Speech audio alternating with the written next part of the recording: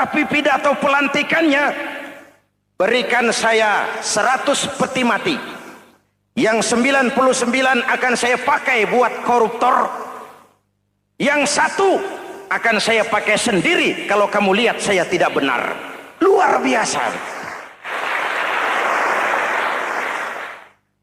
Yang diperlukan sekarang ini keteladanan, hulama'uhum, sikap ngayomi, mencari jalan keluar, bukan memamerkan kekuasaan, memamerkan kekuatan, arogansi, menghormati perbedaan. Itu ciri demokrasi. Hadirin hadirat ma'asyiral muslimin yang saya cintai, ada sebuah cerita pendek. Seorang pengendara sepeda motor ditangkap oleh Pak Polisi, lalu diperiksa. Ini motor siapa? Pinjam Pak. Helm? Pinjam. SIM? Pinjam. Kata Pak Polisi, tidak boleh begini. Marah yang naik sepeda motor. Pak Polisi bagaimana? Kok tidak boleh? Yang punya saja bilang boleh.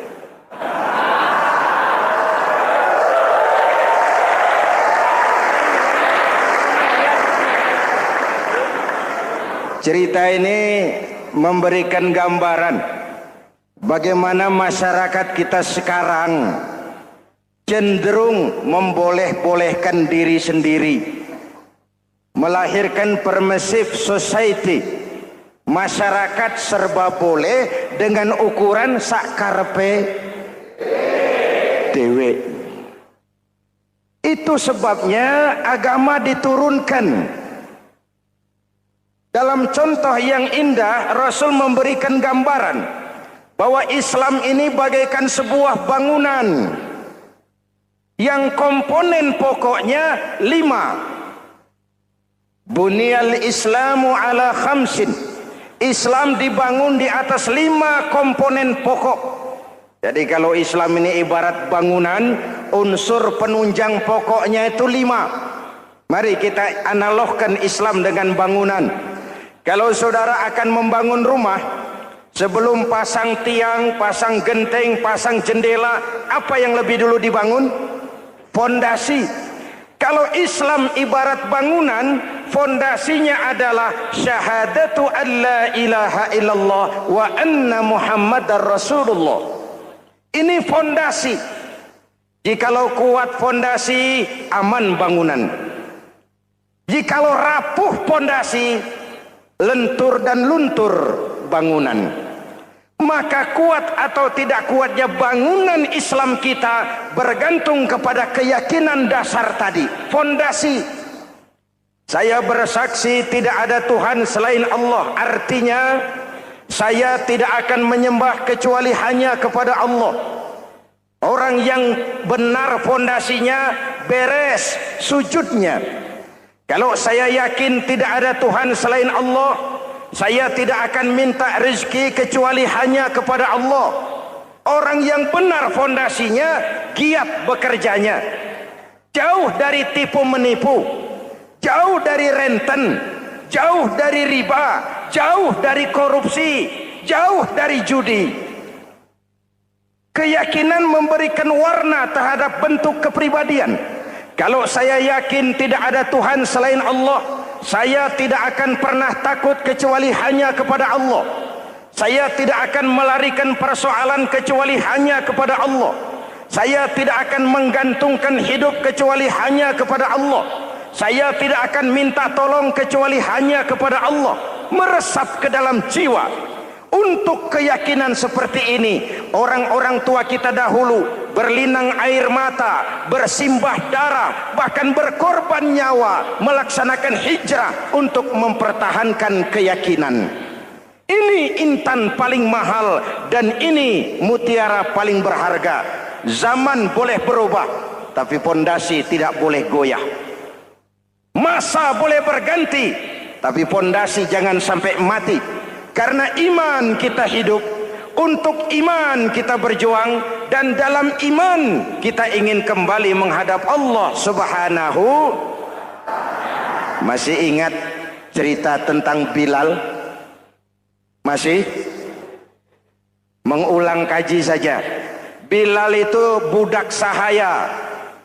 Ketika masuk Islam dipanggil oleh majikannya. Bilal, iya bos. Saya dengar kamu masuk Islam ya? Iya bos. Kok berani-beraninya kamu masuk Islam? Memangnya kamu budak siapa Bilal? Iya budak bos. Bos. Kamu kerja sama siapa? Sama bos. Bos. Yang gaji kamu siapa? Ya bos. Nah, kamu kan ngerti Bilal. Kamu budak saya, kamu kerja dengan saya, yang gaji kamu saya, yang beri makan saya. Kenapa? Kok beraninya masuk Islam padahal kamu belum saya kasih izin?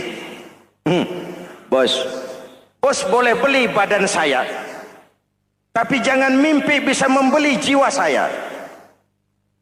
Tuhan boleh kuasai badan saya, tapi jangan mimpi bisa menguasai keyakinan saya. Saya memang benar Tuhan yang gaji, tapi kan saya digaji, saya kerja. Kerja itu kewajiban saya, gaji itu hak saya. Soal keyakinan, jangan ikut campur bos. Kurang ajar kamu Bilal. Biarin. Bilal, begini saja. Kalau kau mau meninggalkan keyakinanmu, meninggalkan Allah Tuhanmu, kau akan kami merdekakan. Tapi kalau kau tetap dalam keyakinanmu, kamu akan saya siksa sampai mati. Bagaimana? Jangan mimpi bos.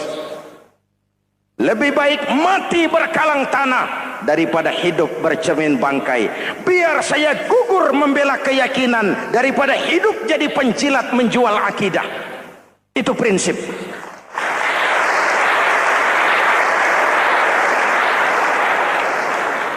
Gendeng kamu. Ayo, siksa.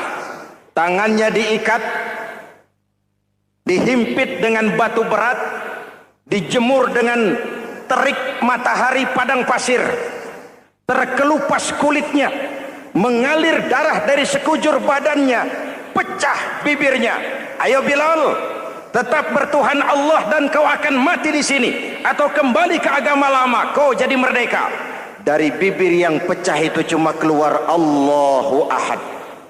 Bilal budak badannya, merdeka jiwanya, maka namanya ditulis dengan tinta emas dalam sejarah. Kita zaman sekarang merdeka badan kita, tapi sering budak mental dan jiwa kita, maka sejarah tidak pernah mau mencatat kita.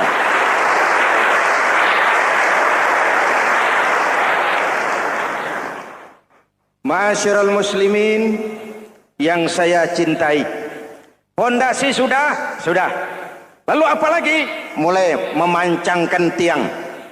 Tiangnya 5. Ada tiang namanya zuhur, asar, maghrib, subuh, isya.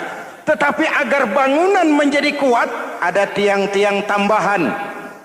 Namanya rawatib dan nawafil. Rawatib itu ba'diyah atau qobliyah, nawafil itu di luar itu. Agar bangunan menjadi kuat, dibentuk pribadi lewat solat. Apa filsafatnya? Pertama, solat itu simbol penyerahan total kepada Allah. Kita ini sudah kontrak. Innallaha astara minal mu'minina anfusahum wa amwalahum bi anna lahumul jannah. Allah telah membeli dari orang-orang mukmin diri mereka, harta mereka, bagi mereka adalah surga. Penjual kita orang beriman, pembeli Allah, dagangannya amwal dan anfus, harganya adalah surga. Jelas? Penyerahan total itu dimulai dengan takbiratul ihram. Shalli fardal isya, Allahu akbar. Arahkan mata ke tempat kita sujud. Jangan lupa kalau sudah di atas, lupa dengan yang di bawah. Sudah jadi genteng, petatang peteteng di atas. Lalu bilang, merasa capek sendiri, kata genteng, kepada tiang, tiang kamu si enak, kata genteng, saya setengah mati di atas, kehujanan, kepanasan, kadang-kadang anak-anak nakal saya disambitin. Kata tiang, saudara genteng, ngomong jangan sembarangan ya. Kamu kira kamu bisa nongkrong dan nangkring di atas, itu gara-gara siapa genteng? Kan saya yang sokong dari bawah. Kamu jadi pejabat tinggi, jadi anggota ini, anggota itu. Kami rakyat yang angkat, jangan sudah di atas kami ditekan. Jangan agama dijadikan topeng untuk kepentingan pribadi. Berpolitik untuk kepentingan agama, ayo. Tapi menjual agama untuk kepentingan politik, itu yang merusak agama.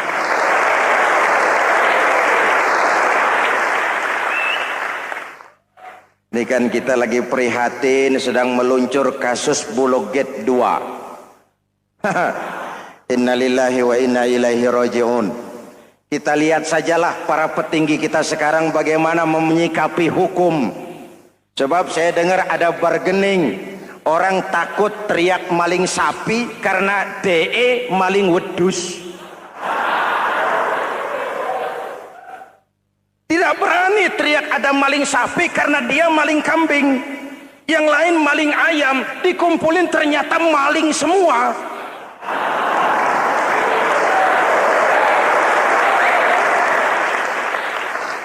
Hadirin yang saya hormati, ini melukai rasa keadilan. Oleh karena itu sholat mengajarkan kepada kita, dalam posisi berdiri, lihat tempat sujudmu. Jangan menteleng terus ke atas, lalu lupa dari mana kita berangkat. Itulah maknanya tawadhu, rendah hati, tidak melonjak angku dan sombong. Ada sebuah hadis Rasulullah bersabda, "Idza aradallahu biqaumin khairan." Apabila Allah menginginkan kebaikan kepada satu bangsa, apabila Allah menginginkan kebaikan kepada satu kelompok rakyat, walla alaihim khulama'uhum, maka yang naik jadi pemimpin adalah orang-orang yang santun, orang-orang yang lemah lembut, bukan orang yang menggunakan kekerasan dan tiran. Sedikit-sedikit main pecat, itu terlambat lahir. Mestinya lahir di zaman Hitler, mestinya lahir di zaman Benito Mussolini, atau kalau mau lebih klasik lagi di zaman Fir'aun. Kalau Allah menginginkan kebaikan kepada satu masyarakat, satu bangsa, satu negara, naiklah orang-orang yang santun, yang ngayomi, yang menjadi solusi dan jalan keluar untuk kepentingan rakyatnya, mampu memberikan keteladanan. Saya tertarik dengan pidato Presiden Cina pada saat dilantik. Cina, Presiden Cina pasti tidak tahu Pancasila, pasti tidak kenal Islam, tapi pidato pelantikannya, berikan saya 100 peti mati, yang 99 akan saya pakai buat koruptor, yang satu akan saya pakai sendiri kalau kamu lihat saya tidak benar. Luar biasa. Yang diperlukan sekarang ini keteladanan, khulama'uhum, sikap ngayomi, mencari jalan keluar, bukan memamerkan kekuasaan, memamerkan kekuatan, arogansi, menghormati perbedaan. Itu ciri demokrasi. Lalu wa qada bainahum ulama'uhum, yang memutuskan hukum adalah pakarnya, ulamanya, mengambil keputusan secara profesional sehingga rakyat beroleh apa yang namanya kepastian hukum, merasa hidup terlindungi, aman dan nyaman. Lalu yang ketiga,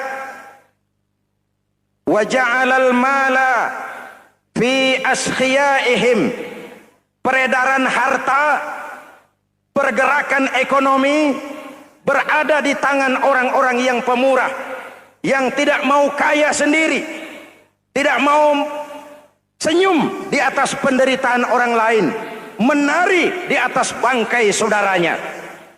Hadirin yang saya hormati, ini cirinya.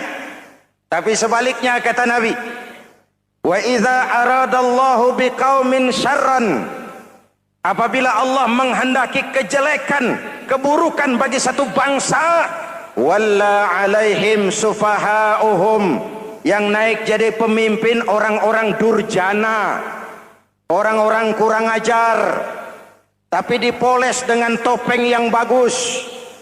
Hei, hei, ini musim topeng. Musim apa? Topeng. Topeng itu apa perlunya? Menyembunyikan wajah asli. Sekarang ini Dracula berwajah Arjuna. Ini musim topeng. Kita rakyat harus hati-hati dan punya filter, mampu memilah dan memilih. Walla alaihim sufahauhum wa qada bainahum juhaluhum, yang memutuskan hukum, yang mengambil keputusan orang-orang bodoh. Wa ja'alal mala fi bukhalaihim, peredaran harta, peredaran ekonomi jatuh di tangan orang-orang yang bakhil, yang tidak punya konsep menciptakan kemakmuran yang merata bagi seluruh rakyat Indonesia.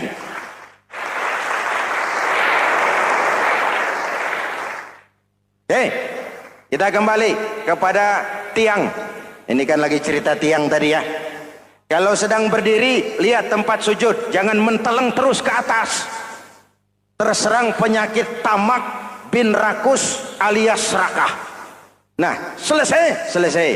Anggota badan yang paling terhormat ini kepala. Ketika sujud, sama rendahnya dengan telapak kaki. Allahu Akbar, yang besar cuma Allah.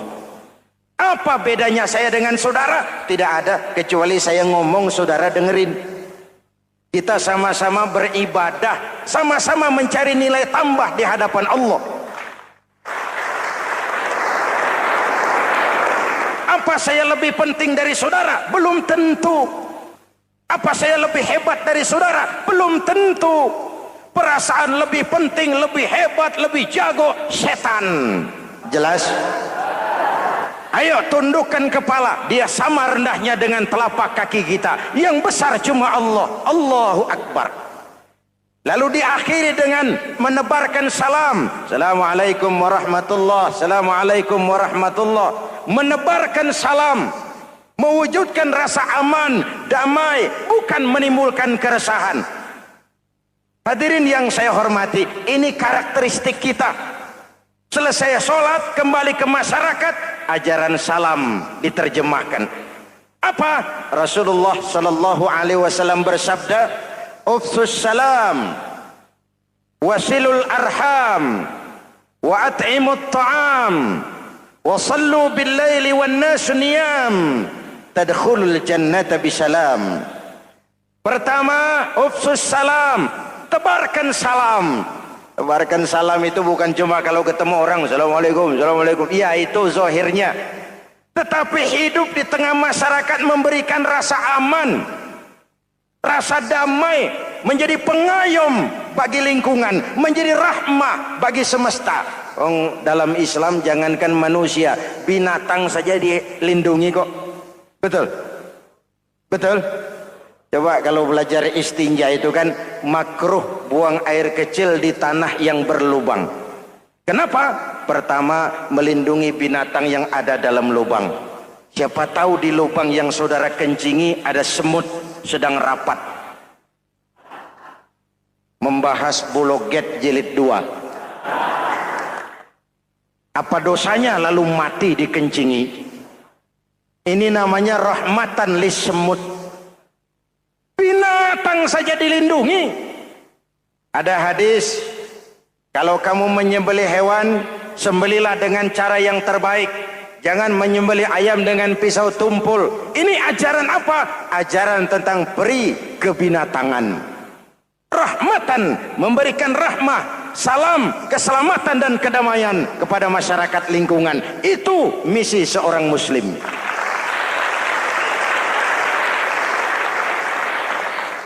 Hadirin hadirat ma'asyiral muslimin yang saya cintai, saya kembali kepada pesan Nabi tadi itu. Pertama, ufsus salam, sebarkan salam. Sekarang ini kan yang banyak sebarkan isu, sebarkan fitnah, hancurkan nama baik orang, hantam orang di mana-mana. Padahal yang diajarkan ufsus salam, sebarkan perdamaian, bukan permusuhan. Cari kebenaran, bukan kemenangan. Lalu yang kedua, wasilul arham, sambungkan silaturahmi, tegakkan semangat kekeluargaan dan persaudaraan. Karena kita sudah diikat dengan tali akidah. Mari kita saling bertanya setelah lewat hari-hari yang dimana kita seperti saling berhadapan, seperti tercabut dari akar budaya kita sebagai bangsa. Semangat gotong royong, semangat kekeluargaan makin lentur dan luntur, dan perlu kita angkat kembali ke permukaan. Silul arham, sambungkan semangat silaturahmi. Wa at'imut ta'am, berikan makan orang-orang yang kelaparan, mempunyai kepekaan dan kepedulian. Jangan menari di atas penderitaan orang, jangan tersenyum di atas isak tangis tetangga. At'imut ta'am, mempunyai kepedulian yang tinggi. Wa sallu bil laili wan nasu niyam, bangunlah di keheningan malam ketika orang sedang tidur. Istilah saya, kalau mau telepon Allah, jangan lupa nomor teleponnya, 44342. Jumlahnya 17. Zuhur, asar, maghrib, isya, subuh, 44342. Jangan ragu-ragu, kalau angka cukup telepon sambung. Kalau angka kurang, hati-hati salah sambung. Pak, mau sambung yang lebih cepat bagaimana? Bisa, selain nomor itu, coba pakai sambungan langsung jarak jauh. Namanya SLJJ. Kapan? Tengah malam. Kenapa tengah malam? Lebih murah. Lebih murah. Saluran kosong, telepon jarang yang pakai, orang banyak tidur. Wa minal laili fatahajjad bihi nafilatan lak asa ayyab'atsaka rabbuka maqaman mahmuda. Nun di keheningan malam, bangun. Seperti bapak-bapak, ibu-ibu sering bangun tengah malam ya Bu? Ya. Ngapain? Kalau bangun tengah malamnya sih saya percaya, cuma urusannya apa? Kira bangun tengah malam mau tahajud, malaikat sudah mau nulis, cuma buang air kecil, tidur lagi. Hampir salah tulis saya.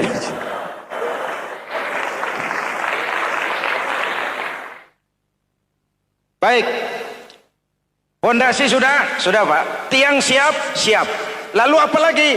Rumah itu supaya ada batas, perlu pagar, dinding, tembok.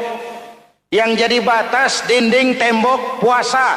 Asyamu junnatun, puasa adalah dinding, benteng yang menyelamatkan manusia jangan sampai menyentuh wilayah lain. Ada batas-batas dan norma yang diindahkan. Selesai, tembok, dinding, selesai. Pagar, selesai. Lah rumah itu supaya bersih, kan harus ada kamar mandi, jendela, pintu, yang fungsinya membersihkan zakat. Kalau dia zakatul mal, dia bersihkan harta kita. Kalau dia zakatul fitrah, dia bersihkan jiwa kita. Kalau dia zakatul tijarah, dia bersihkan bisnis kita. Kalau dia zakatul ma'adin, dia bersihkan barang tambang kita. Karena itu dalam kitab-kitab fikih dikatakan zakat itu adalah harta yang tu'khazu min aghniyaihim wa turaddu ila fuqaraihim. Kiai Haji Zainuddin Hamidi, atau dikenal sebagai Kiai Haji Zainuddin MZ. Beliau lahir pada tanggal 2 Maret 1952. Kiai Haji Zainuddin MZ adalah seorang pemuka agama Islam di Indonesia yang populer melalui ceramahnya di radio dan televisi. Julukannya adalah Dai Berjuta Umat, karena dakwahnya yang dapat menyentuh seluruh lapisan masyarakat. Dan ia pernah menjabat sebagai Ketua Umum Partai Bintang Reformasi, kemudian digantikan oleh Bursah Zarnubi. Kiai Haji Zainuddin MZ merupakan anak tunggal buah cinta pasangan Turmuzi dan Zainabun dari keluarga Betawi asli. Ayahnya yang pensiunan pegawai PLN adalah seorang yang taat beragama, sementara ibunya seorang ibu rumah tangga. Sejak umur 2 tahun, Kiai Haji Zainuddin MZ sudah ditinggal sang ayah. Untuk memenuhi kebutuhan hidupnya, sejak kecil Kiai Haji Zainuddin MZ sering membantu sang ibu untuk berjualan nasi uduk. Selama 6 tahun Kiai Haji Zainuddin MZ mengenyam pendidikan di bawah asuhan Kiai Haji Idam Chalid, ulama karismatik asal Kalimantan, sekaligus politisi ulung yang pernah menjabat sebagai Ketua MPR dan Ketua DPR pada periode 1971 sampai 1977. Kiai Haji Zainuddin MZ ini semakin dikenal masyarakat ketika ceramahnya mulai memasuki dunia rekaman. Kasetnya beredar bukan saja di seluruh pelosok Nusantara, tetapi juga ke beberapa negara Asia. Kiai Haji Zainuddin MZ pernah diangkat menjadi anggota Majelis Permusyawaratan Rakyat Republik Indonesia periode 1997 sampai 1999.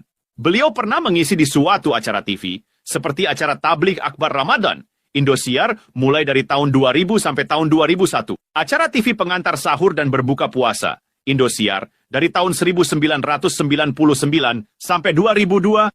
Dakwah puasa acara TV SCTV dari tahun 1991 sampai 2001. Kiai Haji Zainuddin MZ meninggal dunia pada 5 Juli 2011 dalam perjalanan menuju Rumah Sakit Pusat Pertamina karena serangan jantung dan gula darah. Ia meninggal setelah sarapan bersama keluarga di rumahnya Gandaria 1, Kebayoran Baru, Jakarta Selatan. Itulah biografi singkat dari beliau. Mari kita kirimkan Al-Fatihah untuk beliau, Kiai Haji Zainuddin MZ. Jikalau kuat fondasi, aman bangunan. Jikalau rapuh fondasi, lentur dan luntur bangunan. Maka kuat atau tidak kuatnya bangunan Islam kita bergantung kepada keyakinan dasar tadi, fondasi. Saya bersaksi tidak ada Tuhan selain Allah, artinya saya tidak akan menyembah kecuali hanya kepada Allah. Orang yang benar fondasinya beres sujudnya. Kalau saya yakin tidak ada Tuhan selain Allah, saya tidak akan minta rezeki kecuali hanya kepada Allah. Orang yang benar fondasinya, giat bekerjanya. Jauh dari tipu menipu, jauh dari renten, jauh dari riba, jauh dari korupsi, jauh dari judi. Keyakinan memberikan warna terhadap bentuk kepribadian. Kalau saya yakin tidak ada Tuhan selain Allah, saya tidak akan pernah takut kecuali hanya kepada Allah. Saya tidak akan melarikan persoalan kecuali hanya kepada Allah. Saya tidak akan menggantungkan hidup kecuali hanya kepada Allah. Saya tidak akan minta tolong kecuali hanya kepada Allah. Meresap ke dalam jiwa. Untuk keyakinan seperti ini, orang-orang tua kita dahulu berlinang air mata, bersimbah darah, bahkan berkorban nyawa, melaksanakan hijrah untuk mempertahankan keyakinan. Ini intan paling mahal dan ini mutiara paling berharga. Zaman boleh berubah, tapi fondasi tidak boleh goyah. Masa boleh berganti, tapi fondasi jangan sampai mati. Karena iman kita hidup, untuk iman kita berjuang, dan dalam iman kita ingin kembali menghadap Allah Subhanahu. Masih ingat cerita tentang Bilal? Masih? Mengulang kaji saja. Bilal itu budak sahaya. Ketika masuk Islam, dipanggil oleh majikannya. Bilal, iya bos. Saya dengar kamu masuk Islam ya? Iya bos. Kok berani-beraninya kamu masuk Islam? Memangnya kamu budak siapa Bilal? Iya budak bos. Bos. Kamu kerja sama siapa? Sama bos. Bos. Yang gaji kamu siapa? Ya bos. Nah, kamu kan ngerti Bilal. Kamu budak saya, kamu kerja dengan saya, yang gaji kamu saya, yang beri makan saya. Kenapa? Kok beraninya masuk Islam padahal kamu belum saya kasih izin? Bos, bos boleh beli badan saya, tapi jangan mimpi bisa membeli jiwa saya. Tuhan boleh kuasai badan saya, tapi jangan mimpi bisa menguasai keyakinan saya. Saya memang benar Tuhan yang gaji, tapi kan saya digaji, saya kerja. Kerja itu kewajiban saya, gaji itu hak saya. Soal keyakinan, jangan ikut campur bos. Kurang ajar kamu Bilal. Biarin. Bilal, begini saja. Kalau kau mau meninggalkan keyakinanmu, meninggalkan Allah Tuhanmu, kau akan kami merdekakan. Tapi kalau kau tetap dalam keyakinanmu, kamu akan saya siksa sampai mati. Bagaimana? Jangan mimpi, bos. Lebih baik mati berkalang tanah daripada hidup bercermin bangkai. Biar saya gugur membela keyakinan daripada hidup jadi penjilat menjual akidah. Itu prinsip.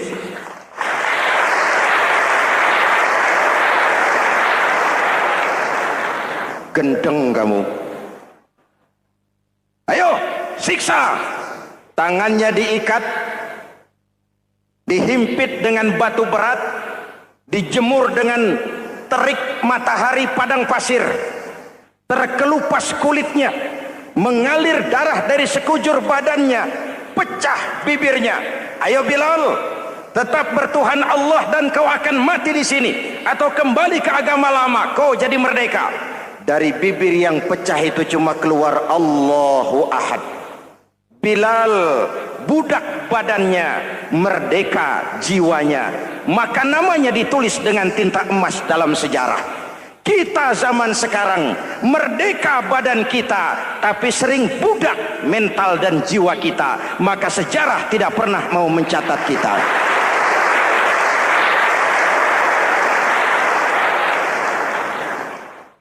Masyarul muslimin yang saya cintai, fondasi sudah. Lalu apa lagi? Mulai memancangkan tiang. Tiangnya 5. Ada tiang namanya zuhur, asar, maghrib, subuh, isya. Tetapi agar bangunan menjadi kuat, ada tiang-tiang tambahan. Namanya rawatib dan nawafil. Rawatib itu ba'diyah atau qobliyah, nawafil itu di luar itu. Agar bangunan menjadi kuat, dibentuk pribadi lewat solat. Apa filsafatnya?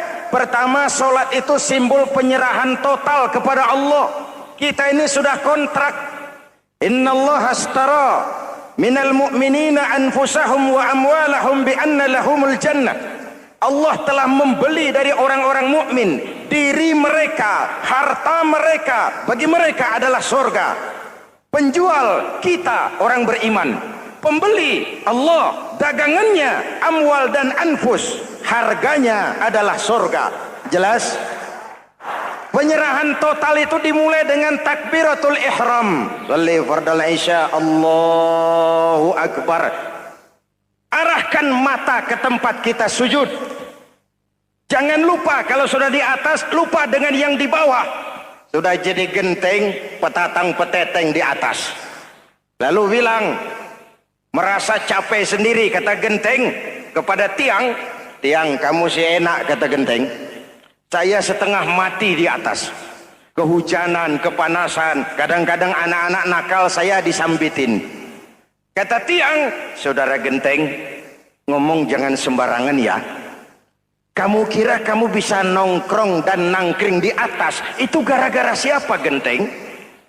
Kan saya yang sokong dari bawah. Kamu jadi pejabat tinggi, jadi anggota ini, anggota itu. Kami rakyat yang angkat, jangan sudah di atas kami ditekan. Jangan agama dijadikan topeng untuk kepentingan pribadi. Berpolitik untuk kepentingan agama, ayo. Tapi menjual agama untuk kepentingan politik, itu yang merusak agama.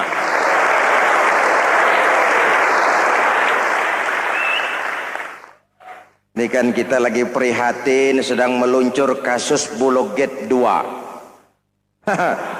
Innalillahi wa inna ilaihi raji'un. Kita lihat sajalah para petinggi kita sekarang bagaimana menyikapi hukum. Sebab saya dengar ada bargaining, orang takut teriak maling sapi karena DE maling wedus. Tidak berani teriak ada maling sapi karena dia maling kambing. Yang lain maling ayam, dikumpulin ternyata maling semua.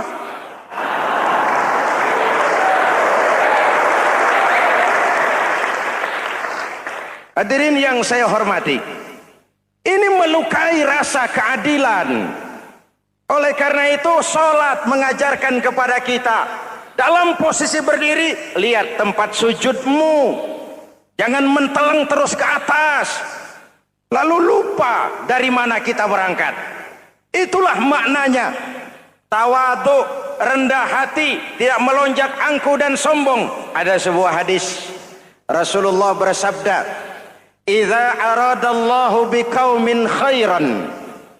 Apabila Allah menginginkan kebaikan kepada satu bangsa, apabila Allah menginginkan kebaikan kepada satu kelompok rakyat, walla alaihim khulama'uhum, maka yang naik jadi pemimpin adalah orang-orang yang santun, orang-orang yang lemah lembut, bukan orang yang menggunakan kekerasan dan tiran, sedikit-sedikit main pecat. Itu terlambat lahir. Mestinya lahir di zaman Hitler, mestinya lahir di zaman Benito Mussolini, atau kalau mau lebih klasik lagi di zaman Fir'aun. Kalau Allah menginginkan kebaikan kepada satu masyarakat, satu bangsa, satu negara, naiklah orang-orang yang santun, yang ngayomi, yang menjadi solusi dan jalan keluar untuk kepentingan rakyatnya, mampu memberikan keteladanan. Saya tertarik dengan pidato Presiden Cina pada saat dilantik. Cina, Presiden Cina pasti tidak tahu Pancasila, pasti tidak kenal Islam, tapi pidato pelantikannya, berikan saya 100 peti mati, yang 99 akan saya pakai buat koruptor, yang satu akan saya pakai sendiri kalau kamu lihat saya tidak benar. Luar biasa. Yang diperlukan sekarang ini keteladanan, khulama'uhum, sikap ngayomi, mencari jalan keluar, bukan memamerkan kekuasaan, memamerkan kekuatan, arogansi, menghormati perbedaan. Itu ciri demokrasi. Lalu waqadha bainahum ulama'uhum, yang memutuskan hukum adalah pakarnya, ulamanya, mengambil keputusan secara profesional sehingga rakyat beroleh apa yang namanya kepastian hukum, merasa hidup terlindungi, aman dan nyaman. Lalu yang ketiga, wa ja'alal mala fi askhiyaihim, peredaran harta, pergerakan ekonomi berada di tangan orang-orang yang pemurah, yang tidak mau kaya sendiri, tidak mau senyum di atas penderitaan orang lain, menari di atas bangkai saudaranya.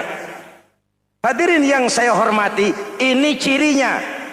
Tapi sebaliknya kata Nabi, wa idza aradallahu biqaumin syarran, apabila Allah menghendaki kejelekan, keburukan bagi satu bangsa, walla alaihim sufaha'uhum, yang naik jadi pemimpin orang-orang durjana, orang-orang kurang ajar, tapi dipoles dengan topeng yang bagus. Hei, hei, ini musim topeng. Musim apa? Topeng. Topeng itu apa perlunya? Menyembunyikan wajah asli. Sekarang ini Dracula berwajah Arjuna.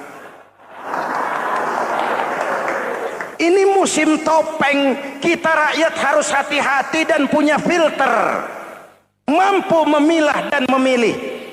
Walla alaihim sufaha'uhum wa qada bainahum juhaluhum. Yang memutuskan hukum, yang mengambil keputusan orang-orang bodoh.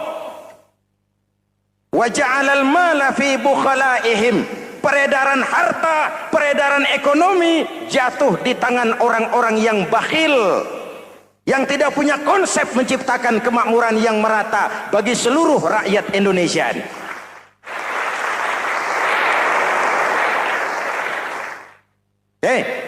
Kita kembali kepada tiang. Ini kan lagi cerita tiang tadi ya. Kalau sedang berdiri, lihat tempat sujud, jangan menteleng terus ke atas. Terserang penyakit tamak bin rakus alias serakah. Nah, selesai. Anggota badan yang paling terhormat ini kepala. Ketika sujud, sama rendahnya dengan telapak kaki. Allahu Akbar, yang besar cuma Allah. Apa bedanya saya dengan saudara? Tidak ada, kecuali saya ngomong saudara dengerin. Kita sama-sama beribadah, sama-sama mencari nilai tambah di hadapan Allah. Apa saya lebih penting dari saudara? Belum tentu. Apa saya lebih hebat dari saudara? Belum tentu. Perasaan lebih penting, lebih hebat, lebih jago setan. Jelas? Ayo tundukkan kepala. Dia sama rendahnya dengan telapak kaki kita. Yang besar cuma Allah. Allahu Akbar. Lalu diakhiri dengan menebarkan salam. Assalamualaikum warahmatullah. Assalamualaikum warahmatullah. Menebarkan salam, mewujudkan rasa aman, damai, bukan menimbulkan keresahan. Hadirin yang saya hormati, ini karakteristik kita. Selesai sholat, kembali ke masyarakat, ajaran salam diterjemahkan.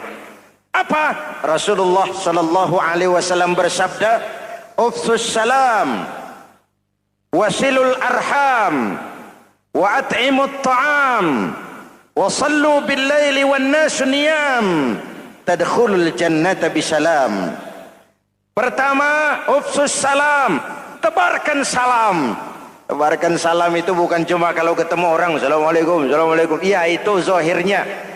Tetapi hidup di tengah masyarakat memberikan rasa aman, rasa damai, menjadi pengayom bagi lingkungan, menjadi rahmah bagi semesta.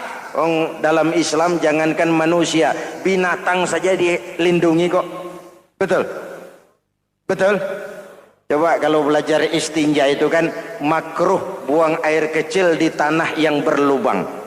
Kenapa? Pertama, melindungi binatang yang ada dalam lubang. Siapa tahu di lubang yang saudara kencingi ada semut sedang rapat. Membahas Bologet jilid 2. Apa dosanya lalu mati dikencingi? Ini namanya rahmatan lis semut. Binatang saja dilindungi. Ada hadis, kalau kamu menyembelih hewan, sembelilah dengan cara yang terbaik. Jangan menyembelih ayam dengan pisau tumpul. Ini ajaran apa? Ajaran tentang peri kebinatangan. Rahmatan, memberikan rahmah, salam, keselamatan dan kedamaian kepada masyarakat lingkungan. Itu misi seorang muslim.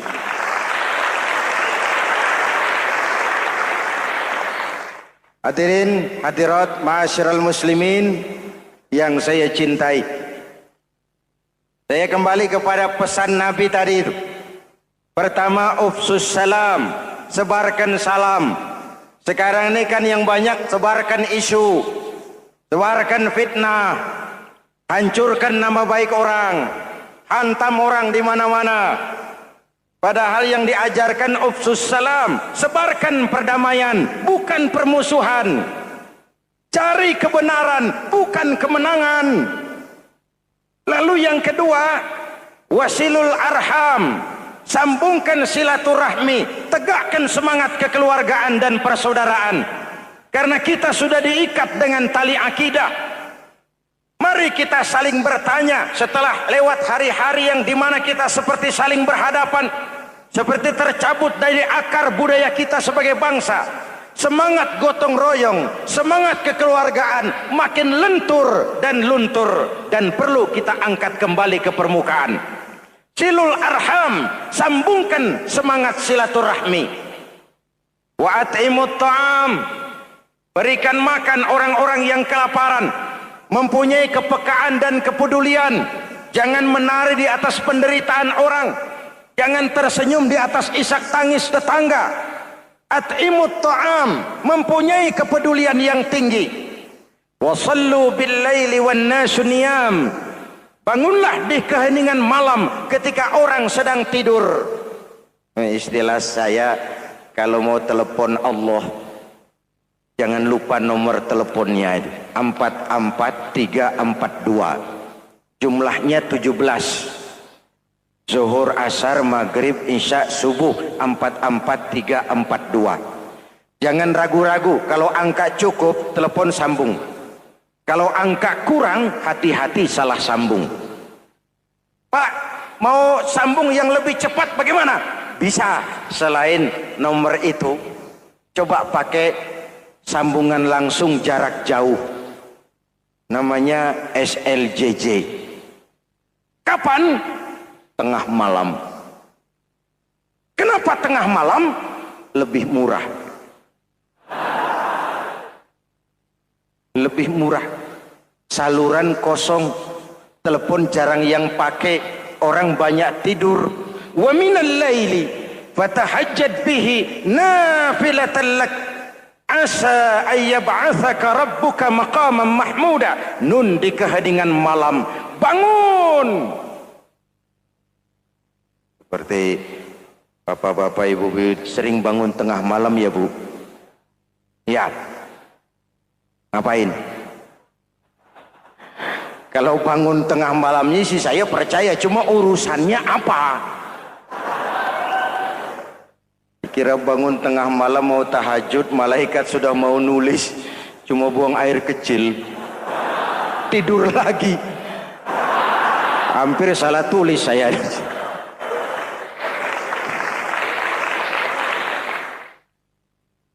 Baik, fondasi sudah Pak, tiang siap. Lalu apa lagi? Rumah itu supaya ada batas, perlu pagar, dinding, tembok.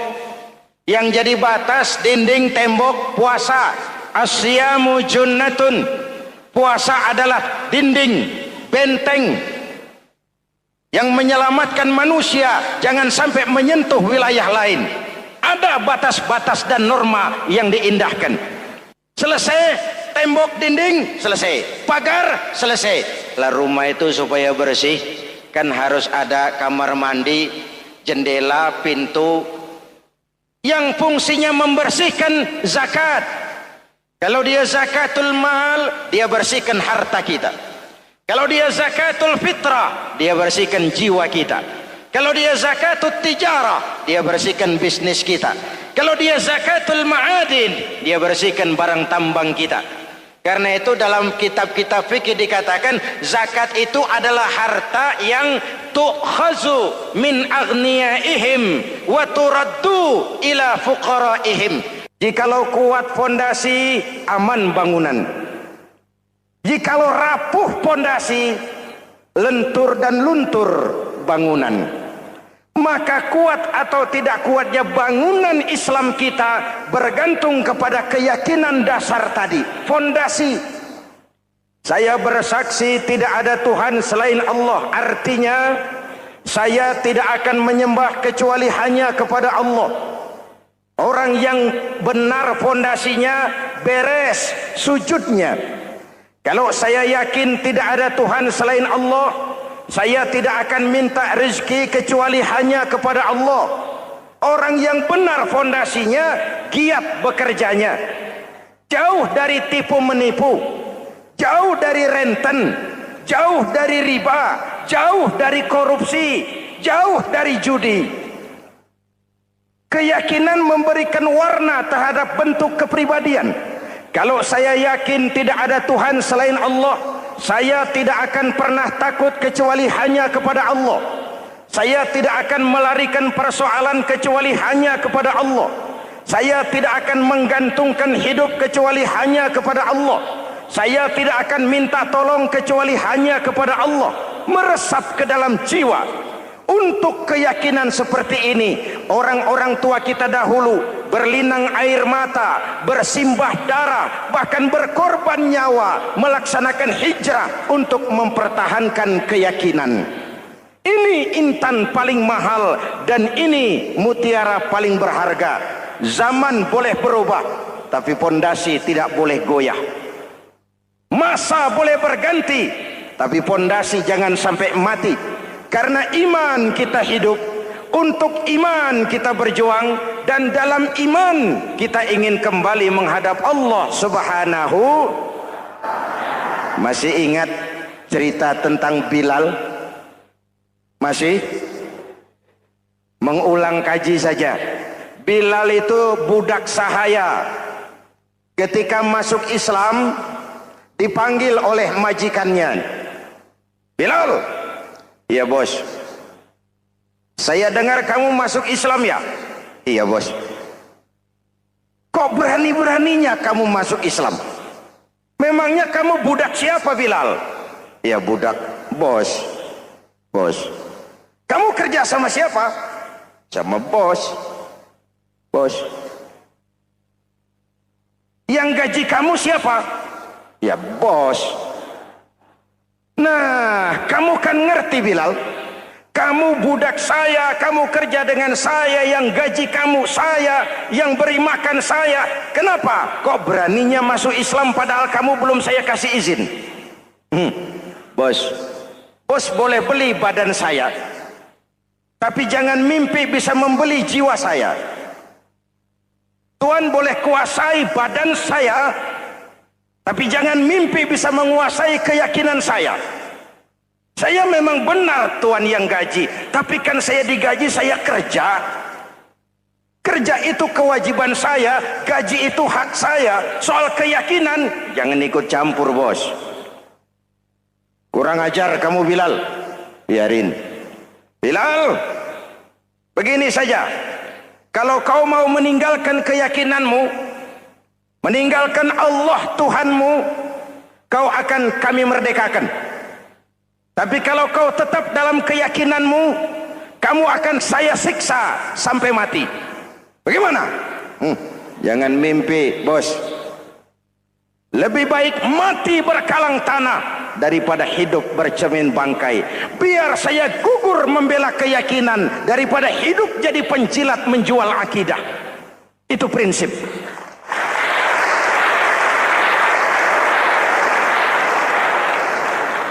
Gendeng kamu. Ayo, siksa. Tangannya diikat, dihimpit dengan batu berat, dijemur dengan terik matahari padang pasir, terkelupas kulitnya, mengalir darah dari sekujur badannya, pecah bibirnya. Ayo Bilal, tetap bertuhan Allah dan kau akan mati di sini, atau kembali ke agama lama, kau jadi merdeka. Dari bibir yang pecah itu cuma keluar Allahu Ahad. Bilal budak badannya, merdeka jiwanya, maka namanya ditulis dengan tinta emas dalam sejarah. Kita zaman sekarang merdeka badan kita, tapi sering budak mental dan jiwa kita, maka sejarah tidak pernah mau mencatat kita.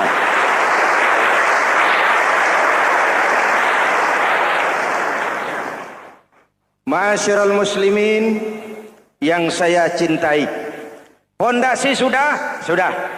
Lalu apa lagi? Mulai memancangkan tiang.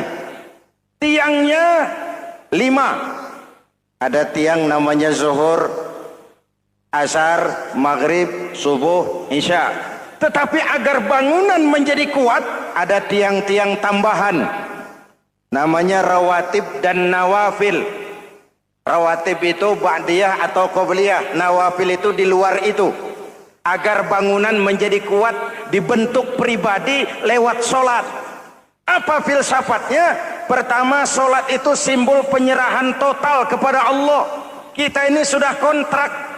Innallaha astara minal mu'minina anfusahum wa amwalahum bi anna lahumul jannah. Allah telah membeli dari orang-orang mukmin diri mereka, harta mereka, bagi mereka adalah surga. Penjual kita orang beriman, pembeli Allah, dagangannya amwal dan anfus, harganya adalah surga. Jelas? Penyerahan total itu dimulai dengan takbiratul ihram. Shalli fardal isya, Allahu akbar. Arahkan mata ke tempat kita sujud. Jangan lupa kalau sudah di atas, lupa dengan yang di bawah. Sudah jadi genteng, petatang peteteng di atas. Lalu bilang, merasa capek sendiri, kata genteng kepada tiang. Tiang, kamu sih enak, kata genteng. Saya setengah mati di atas. Kehujanan, kepanasan, kadang-kadang anak-anak nakal saya disambitin. Kata tiang, saudara genteng, ngomong jangan sembarangan ya. Kamu kira kamu bisa nongkrong dan nangkring di atas, itu gara-gara siapa genteng? Kan saya yang sokong dari bawah. Kamu jadi pejabat tinggi, jadi anggota ini, anggota itu. Kami rakyat yang angkat. Jangan sudah di atas kami ditekan. Jangan agama dijadikan topeng untuk kepentingan pribadi. Berpolitik untuk kepentingan agama, ayo. Tapi menjual agama untuk kepentingan politik, itu yang merusak agama.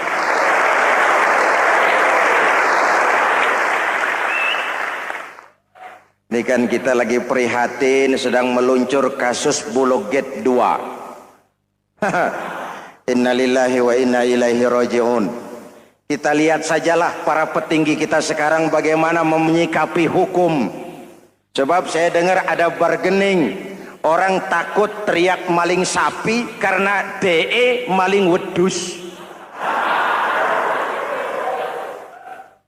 Tidak berani teriak ada maling sapi karena dia maling kambing.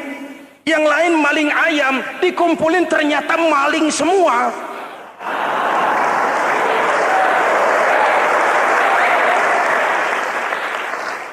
Hadirin yang saya hormati, ini melukai rasa keadilan. Oleh karena itu, sholat mengajarkan kepada kita, dalam posisi berdiri, lihat tempat sujudmu.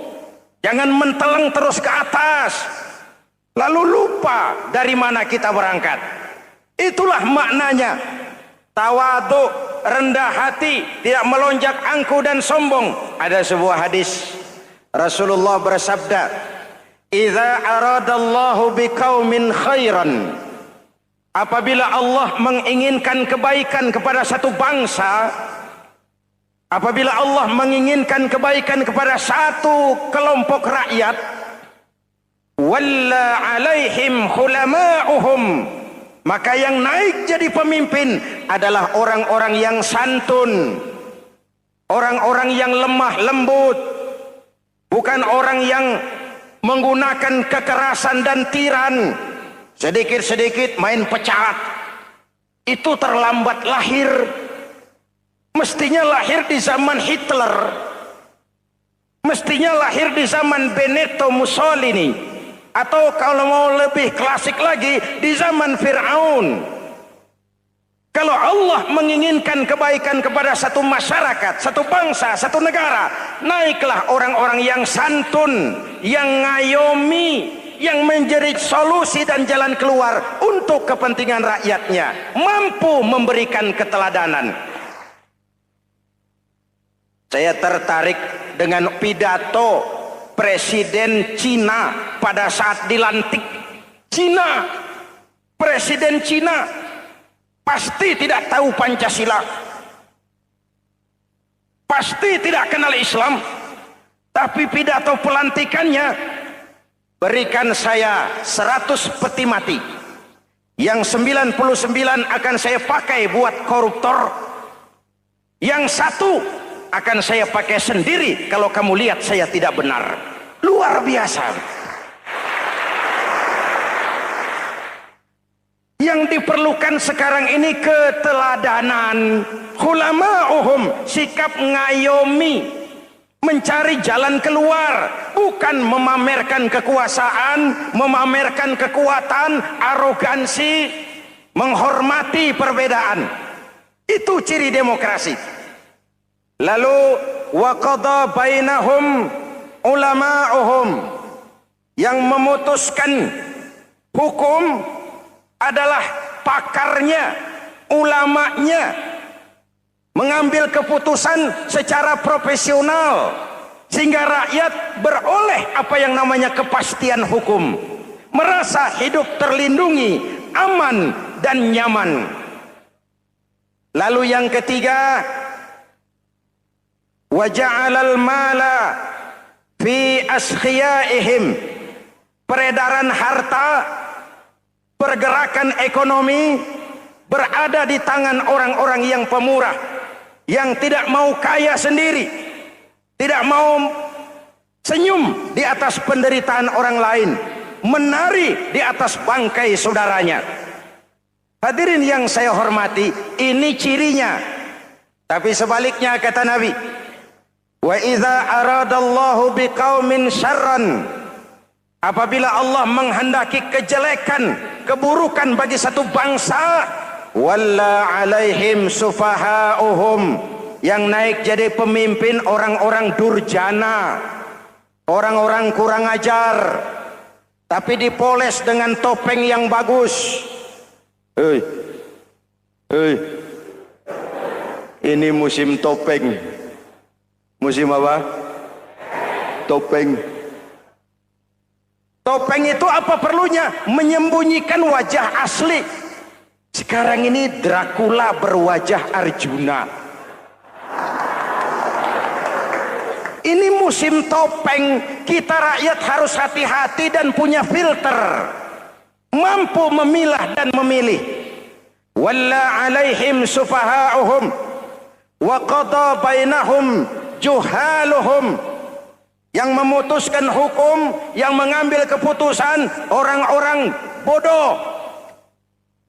Wa ja'alal mala fi bukhalaihim, peredaran harta, peredaran ekonomi jatuh di tangan orang-orang yang bakhil, yang tidak punya konsep menciptakan kemakmuran yang merata bagi seluruh rakyat Indonesia.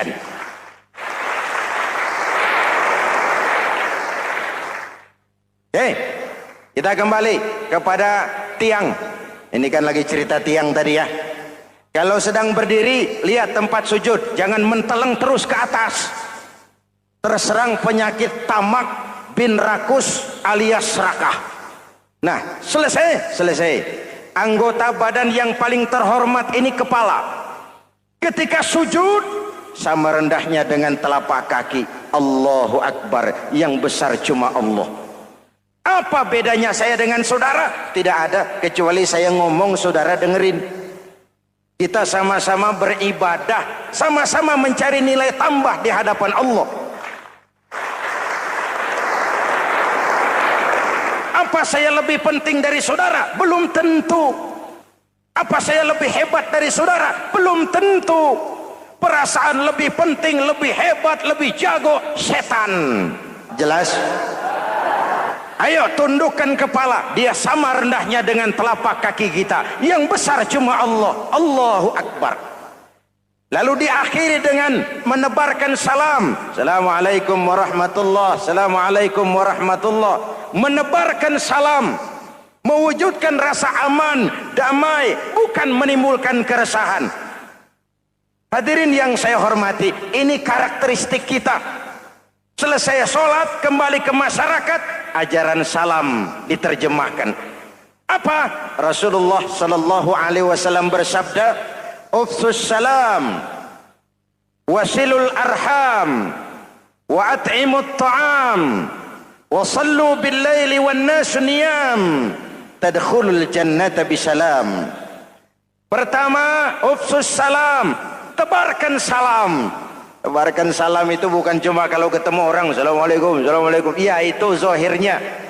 Tetapi hidup di tengah masyarakat memberikan rasa aman, rasa damai, menjadi pengayom bagi lingkungan, menjadi rahmah bagi semesta.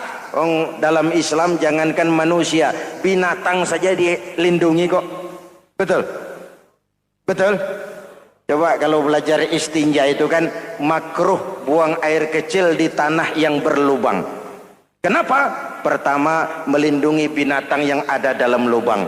Siapa tahu di lubang yang saudara kencingi ada semut sedang rapat.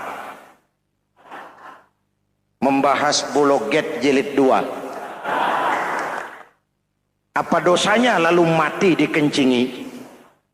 Ini namanya rahmatan lis semut. Binatang saja dilindungi. Ada hadis, kalau kamu menyembelih hewan, sembelilah dengan cara yang terbaik. Jangan menyembelih ayam dengan pisau tumpul. Ini ajaran apa? Ajaran tentang peri kebinatangan. Rahmatan, memberikan rahmah, salam, keselamatan dan kedamaian kepada masyarakat lingkungan. Itu misi seorang muslim.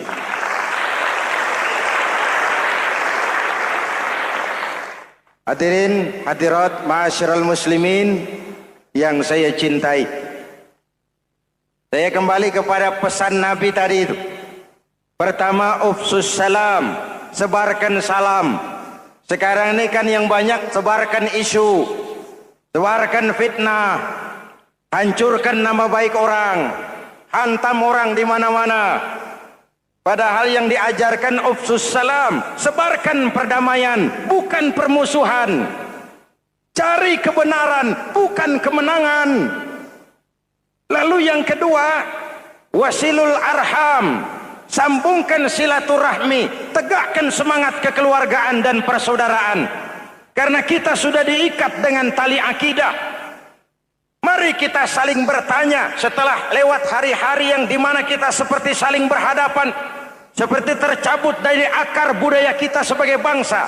Semangat gotong royong, semangat kekeluargaan makin lentur dan luntur, dan perlu kita angkat kembali ke permukaan. Silul arham, sambungkan semangat silaturahmi. Wa at'imut ta'am, berikan makan orang-orang yang kelaparan. Mempunyai kepekaan dan kepedulian. Jangan menari di atas penderitaan orang. Jangan tersenyum di atas isak tangis tetangga. At'imut ta'am, mempunyai kepedulian yang tinggi. Wasallu bil laili wan nasu niyam, bangunlah di keheningan malam ketika orang sedang tidur. Istilah saya, kalau mau telepon Allah, jangan lupa nomor teleponnya itu 443